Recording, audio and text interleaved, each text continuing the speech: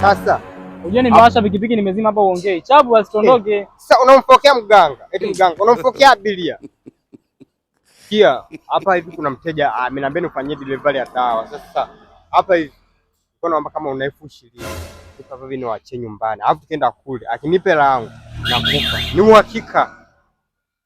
Uhakika? Ni uhakika. Chabu basi.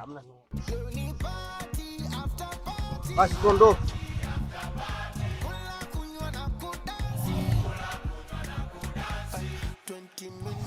Unasikia?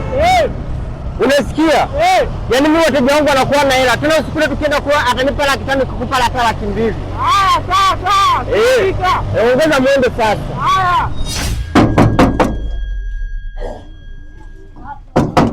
Karibu. Habari za hizi? Salama sana. Samani, mimi hapa hivi ni mganga. Kuna mteja nipigia simu nimletee dawa. Ndio hapa hivi nilikuwa nimletea dawa. Wewe ndo mganga ambaye ulikuwa unapiga simu? Ndio mimi. Sasa wewe mgonjwa wenyewe ndio kwamba unatakiwa umlete dawa ndio amefariki. Amefariki? Leo kazi ipo. Wewe hakuna hela aliyoacha. Vipi ndugu yangu, mzee mtu anafariki aachaje hela? Hapo wenyewe watu kibao ndani hapo wanalia huko wanamdai huko wanalia. Basi hamna noma. Umesahau kufunga mlango. Sasa unasikia? Naomba nirudishe kilingeni. Hapa hivi naona issue hapa hivi imefeli. Saa 10 baadaye kuna mteja anakuja huyo. Ana hela huyo.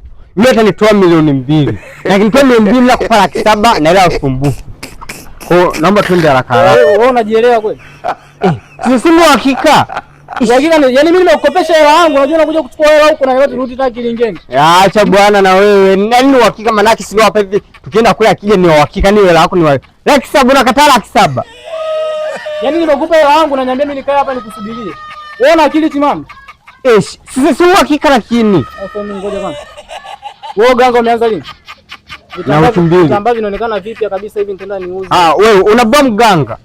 Mganga, hebu sogea hivi. Uogope tulia bana.